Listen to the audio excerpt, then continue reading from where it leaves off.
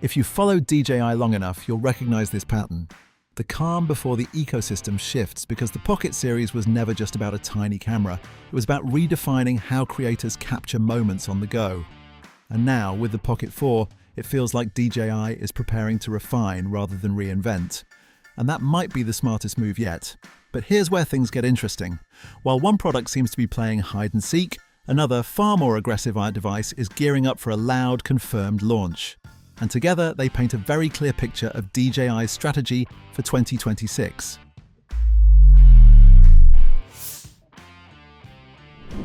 Let's address the elephant in the room first, the delay. A few days ago, we mentioned that everything pointed toward a late March reveal for the standard DJI Osmo Pocket 4. The timeline made sense.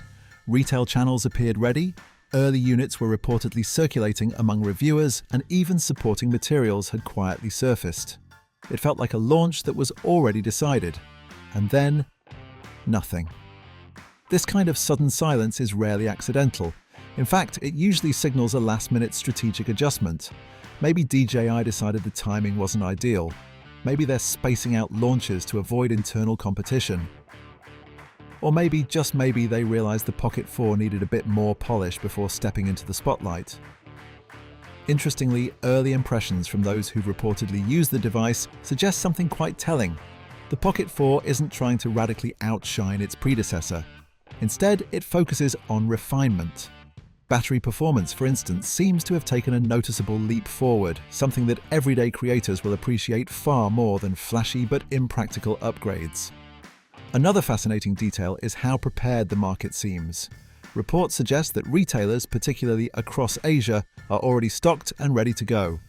That's not typical unless a launch is imminent. Add to that the appearance of accessories and documentation in the wild, and it becomes clear.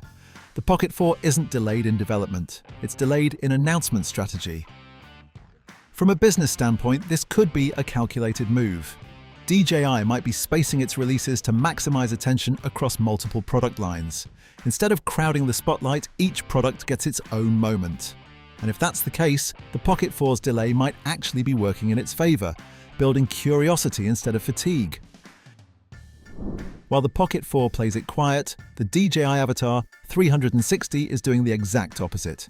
It's stepping into the spotlight with confidence. Unlike the uncertain timeline of the Pocket 4, the Avata 360 has a clearly defined launch window, the 26th of March, 2026, and that clarity alone shifts the narrative.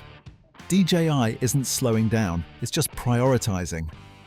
What makes the Avata 360 particularly exciting is its ambition.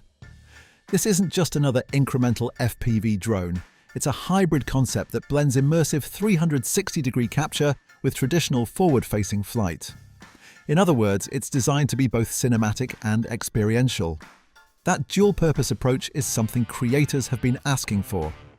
Instead of choosing between immersive VR-style content and classic drone footage, the Avata 360 promises both in a single platform. Technically, the drone is shaping up to be a serious contender in its category. Dual sensors, high-resolution video capabilities, and advanced stabilization systems suggest a product that's aiming to deliver professional-grade results at a relatively accessible price point. But beyond the specs, what really stands out is DJI's attention to connectivity and control. The inclusion of enhanced transmission systems, even if region-specific, shows that the company is thinking deeply about real-world usage scenarios. Signal drops, interference, and reliability have always been pain points for drone users, and DJI seems determined to address them head-on. At the same time, the Avata 360 reflects a broader trend: convergence. Devices are no longer confined to a single purpose. Cameras become drones, drones become immersive tools, and everything becomes interconnected. And this brings us back to the Pocket 4, because while the Avata 360 pushes boundaries, the Pocket 4 appears to be refining a proven formula. One is about expansion, the other is about perfection. Together, they represent two sides of DJI's innovation strategy. So, when can we actually expect the DJI Osmo Pocket 4? Based on the current flow of information, the most realistic window now points toward April 2026. Not a massive delay, but just enough to suggest a deliberate shift rather than an unexpected setback. And honestly, this timing makes sense. Launching alongside or too close to the Avata 360 could dilute attention. By pushing the Pocket 4 slightly later, DJI ensures that each product gets its own dedicated moment in the spotlight. It's not just about releasing products, it's about controlling the narrative around them. What's also worth noting is how ready everything seems beneath the surface. When user manuals start appearing, when accessories leak, when reviewers quietly hint at hands-on experiences, that's usually a sign that the product is fully finalized, which means the Pocket 4 isn't waiting to be built, it's waiting to be introduced properly. As for what we can expect from the device itself, the direction feels clear. A compact gimbal camera with a strong focus on efficiency, usability, and creator-friendly features. High-quality video, improved tracking capabilities, and extended battery life are likely to define the experience. There's also growing curiosity around the possibility of a Pro variant. If the standard model focuses on refinement, the Pro version might push into more advanced territory, potentially introducing new creative tools, lens options, or higher-end video capabilities. But even without the Pro model, the standard Pocket 4 already seems positioned as a powerful tool for solo creators. Gesture controls, AI-assisted tracking, and simple zoom options might not sound revolutionary on paper, but in practice they can dramatically streamline the shooting process. And that's the real value here, because in today's content landscape, speed and convenience often matter more than raw technical specs. The ability to capture, edit, and share quickly is what separates good tools from great ones. The Pocket series has always understood that, and the Pocket 4 looks ready to continue that legacy, just with a sharper edge. If you step back and look at the bigger picture, DJI's 2026 lineup tells a very interesting story. On one side, you have the Avata 360, a bold experimental device that pushes the boundaries of what a consumer drone can be. It's ambitious, feature-packed, and designed to capture attention. On the other side, you have the Osmo Pocket 4, a quieter, more focused evolution of a beloved product line. It's not trying to shock the industry, it's trying to serve its users better. And that contrast is intentional.